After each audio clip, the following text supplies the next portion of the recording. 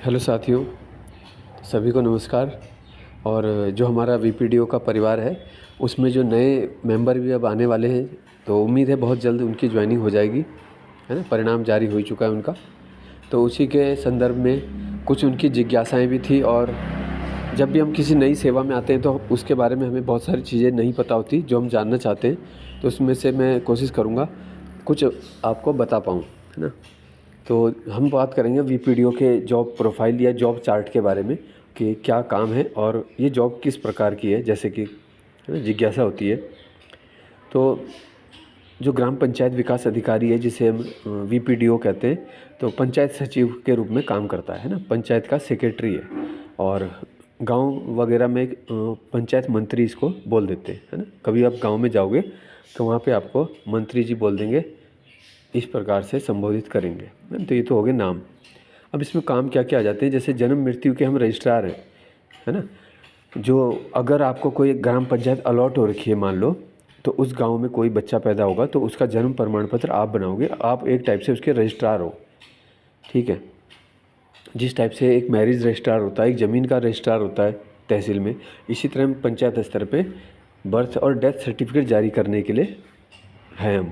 तो हमें उसमें पात्रता वगैरह देखनी पड़ती है, जो भी डॉक्यूमेंट्स हैं वो देखने हमको, है ना। और वो सीआरएस पोर्टल में अपलोड होंगे तो जन्म मृत्यु पंजीकरण होगा। इसी तरह सब चीज़ों के लिए अलग पोर्टल है ना। तो जन्म मृत्यु का पंजीकरण हो गया। इसके अलावा है परिवार रजिस्टर, है ना। तो आपने देखा होगा कि तहसील में कुछ भी काम पड़ता है किसी को, तो उससे मांगा जाता है कि वह अपनी परिवार रजिस्टर की नकल लेके आओ, ज़्यादातर ये बोलते हैं। तो परिवार रजिस्टर की नकल जारी करना या उसमें संशोधन करना या उसको अद्यतन कर देना, ठीक है। कोई परिवार रजिस्टर में मान लो 5 लोग हैं, अब इनमें से किसी बेटी की शादी हो जाती है तो वो उस गांव से हट जाएगी और जहाँ पे जाएगी वहाँ ऐड हो जाएगी, है ना। तो इस तरह से अपडेट होता रहता है परिवार रजिस्टर भी। तो इसलिए उसकी नकल मांगने का मतलब यही होता है कि जिस व्यक्ति कोई योजना का लाभ लेना चाह रहा है या अप्लाई कर रहा है, तो वो व्यक्ति उस पंचायत के परिवार रजिस्टर में है भी या नहीं है ना। तो अभी लेटेस्ट निकालोगे आप, नहीं होगा तो उसमें दिख जाएगा, या जो भी स्टेटस है। परिवार रजिस्टर में कुछ गलतियाँ हो रखी हैं, किसी की डेट ऑफ बर्थ गलत हो जाती है, किसी के नाम में गलती होती है, तो वो भी सब वीपीडीओ का ही काम होता है, ठीक है। फिर दूसरा होता है जैसे पेंशन, वृद्धावस्था पेंशन है, विधवा पेंशन है, यानी जो समाज कल्याण की विभिन्न योजनाएं चल रही हैं उसमें भी हम उसको देखते हैं, ठीक है, अप्रूव करते हैं। समाज कल्याण का ही फॉर्म होगा, वही सब भरा रहेगा और हम प्रधान उसमें आख्या लिख के दे देगा कि भाई ये व्यक्ति 60 वर्ष का हो चुका है, या इस महिला का पति की मृत्यु ऐसे से हुई है, इसकी पेंशन, है ना, के लिए तो हम पे फॉरवर्ड करेंगे। फिर हो गया राशन कार्ड का, तो राशन कार्ड भी परिवार रजिस्टर से ही कनेक्टेड है। परिवार रजिस्टर में सदस्यों के नाम है, वही राशन कार्ड में आने, है ना। अब कोई अलग करता है तो फिर उसके, जैसे एक फैमिली 2 में टूट जाती है तो 2 राशन कार्ड बन जाते हैं उनके, है ना। तो ये सब तो हो गए जो मुख्य काम है हमारे, जो लगातार ही आपको करने पड़ेंगे जब तक आप जॉब में रहोगे, ठीक है। अब बात करते हैं कि भाई जॉब में और क्या क्या है। जैसे जिस भी आप, क्योंकि ये देखो हमारा जो कैडर है ये डिस्ट्रिक्ट लेवल का है ना। आपको कहीं पौड़ी मिला है, किसी को टिहरी मिला है, किसी को हरिद्वार मिला है, मतलब ये डिस्ट्रिक्ट कैडर की पोस्ट है। तो आप जिस जनपद के लिए चयनित हुए हो, अब सबसे पहले आपको वहाँ पे डीपीआरओ में बुलाया जाएगा, जो जिला पंचायती राज कार्यालय होता है। वहाँ पर जिस दिन आपको डेट देंगे कि भाई इस तिथि को आ जाओ, वहाँ पे आपको पहुँचना है। और जो भी आपके डॉक्यूमेंट्स रहेंगे, जैसे आपके 2 कैरेक्टर सर्टिफिकेट होंगे, मेडिकल होगा, बाकी आपके सारे ओरिजिनल सर्टिफिकेट्स हैं, उन सब की एक एक फ़ोटोस्टेट लेके सेल्फ अटेस्ट करके आपको उस ऑफिस में पहुंचना है। और भी जो लिस्ट दी होगी वो आपको ध्यान से पढ़नी है और वो सब लेके जाने, है ना। तो इनकम प्रूफ वगैरह ये कभी कभी ये भी चीज़ें मांग लेते हैं, तो जो भी होगा आप उसको देखना और डीपीआरओ में आप दोगे, फिर आपकी ज्वाइनिंग उसी दिन से हो जाएगी। एक योगदान आख्या लिखवाई जाती है ना। जैसे हम आप एप्लीकेशन लिखते हो इसी तरह आप लिखोगे कि महोदय मेरा चयन इस भर्ती इस विज्ञप्ति के क्रमांक इसमें अधीनस्थ चयन आयोग के द्वारा हुआ है और मैं अपनी योगदान आख्या प्रस्तुत कर रहा हूँ इस तिथि को इतने बजे। तो आपका ज्वाइन उसी तिथि से हो जाएगा, उस तिथि से आपकी सैलरी बनेगी। उस डेट के बाद आपको कुछ दिन छुट्टी दे दी जाएगी, 7 दिन या 10 दिन या 5 दिन, वो आपके उन्हीं के अधिकारी के ऊपर है, ताकि आप अपना घर जाके इंतज़ाम कर सको। क्योंकि जब आप कहीं दोबारा आओगे भाई आपको रूम लेना पड़ सकता है, अपनी व्यवस्था करनी है, तो एक बार ज्वाइनिंग के बाद ज़्यादातर छुट्टी मिल जाती है।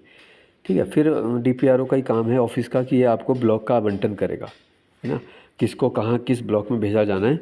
तो ये डिपेंड करता है भाई कहाँ पे वैकेंसी है। तो ज़्यादातर वैकेंसीज दुर्गम में ही होती हैं। आपको पता है कि भाई कोई लेडीज़ है, कोई समस्या है उसकी, तो वो दुर्गम से अटैच होकर सुगम आ जाती है, कोई वहाँ से ट्रांसफ़र हो जाता है। तो हर व्यक्ति क्या है, सुगम वाले ब्लॉक्स में ही रहना चाहता है। तो ज़्यादातर दुर्गम खाली रहते हैं। तो नई भर्ती में चांसेस यही रहता है कि दुर्गम में भरा जाएगा, है ना। बाकी आपका वो होता है, तो देखो सेवा देनी है तो वो कहीं भी देनी है, और वैसे भी सुगम में भी और दुर्गम में दोनों में सेवा देनी होती है। अगर आपने शुरुआत में दुर्गम में सेवा दी है तो बाद में सुगम में करोगे, अभी सुगम करोगे तो कुछ समय बाद दुर्गम में आना ही पड़ेगा, है ना। तो ये कोई बड़ी बात नहीं है। तो जब जॉब कर रही है तो जॉब कर रही है, लेकिन बाकी जॉब के तुलना से मैं आपको बताऊं तो ये बहुत बढ़िया जॉब है। अगर आपको देखो आगे भी तैयारी करनी है ना, तो बहुत बेस्ट है। मतलब ऐसा नहीं है कि आपको टाइम नहीं मिलेगा, टाइम मिलेगा आपको, इसमें ठीक ठाक मिलेगा, छुट्टी भी ठीक ठाक मिल जाएगी, ऐसे कोई दिक्कत नहीं है। जो CL होती हैं, EL होती हैं, गवर्नमेंट की जो फैसिलिटीज़ हैं वो तो सब मिलेगा ही, है ना, गोल्डन कार्ड ये सब।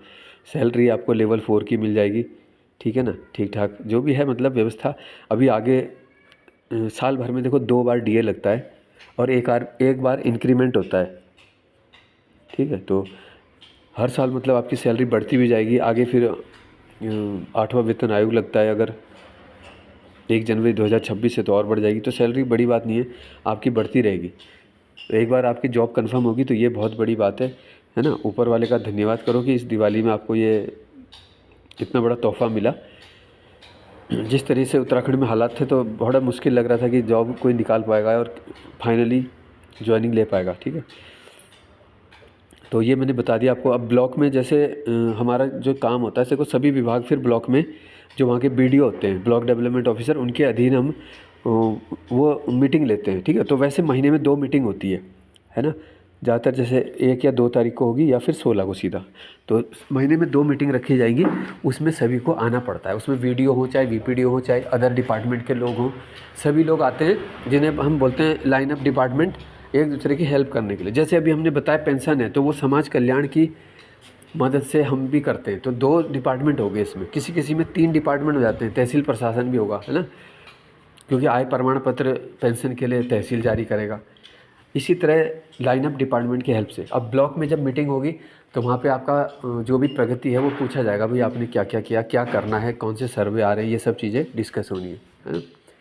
बाकी जो रूम्स वगैरह है, तो इतना ज़्यादा गवर्नमेंट क्वार्टर की फैसिलिटी तो हमने अभी तक देखी नहीं इसमें, तो आपको अपने ही व्यवस्था करनी पड़ेगी। उसके लिए सरकार HRA देती है, ठीक है। बाकी आपका कौन सा ब्लॉक मिलता है ये उसके बाद डिपेंड करता है कि भाई आप, है ना, कोशिश तो यही करना कि भाई आपने किस हिसाब से आप सुविधा देख रहे हो उसके पास का लो, ठीक है। बाकी तो वैकेंसी के ऊपर है, और वहाँ के जो ऑफिसर हैं, जो क्लर्क हैं, वही जो बनाते हैं लिस्ट, उनके हाथ में होता है कि भाई किस तरीके से वो आपको क्या देंगे, है ना।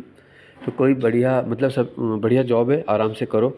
और मेरी नज़र में तो लेवल 5-6 तक के अंदर वाली जितनी भी जॉब्स हैं, और हम अपने साथियों से बात करते हैं तो उसके हिसाब से बढ़िया जॉब है। क्योंकि बहुत ज़्यादा ये नहीं रहेगा कि आप फैमिली को टाइम नहीं दे पा रहे हो, बहुत ज़्यादा प्रेशर नहीं है, ठीक है, नॉर्मल जॉब है, तो आप मज़े से कर सकते हो। हाँ, प्रेशर भी तब आएगा, मान लो आपको 10 पंचायतें दे दी, अभी 10 पंचायतों में आपको काम करवाने हैं, तो फिर आपके दिमाग में वही चीज़ें चलती रहेंगी कि कहाँ का क्या आने वाला है, कहाँ का क्या हो रहा है।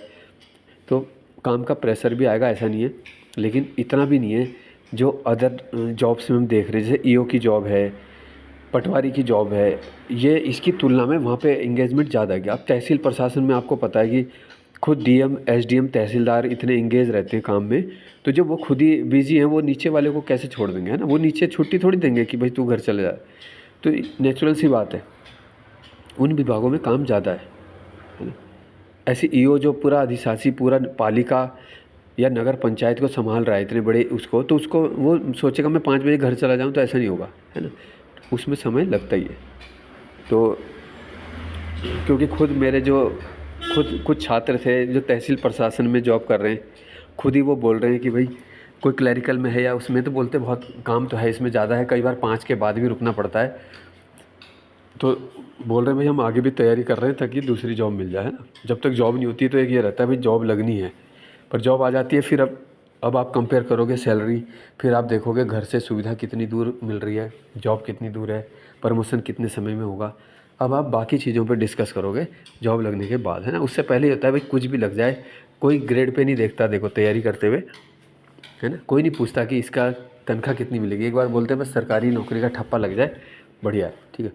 तो उम्मीद है आपको वीपीडीओ के बारे में थोड़ा समझ आया होगा, और कुछ जानकारी चाहिए हो तो कमेंट में बता सकते हो, मैं दूसरा वीडियो भी इसके ऊपर फिर आपके लिए बनाऊंगा, ठीक है। अभी के लिए इतना ही है साथियों, धन्यवाद।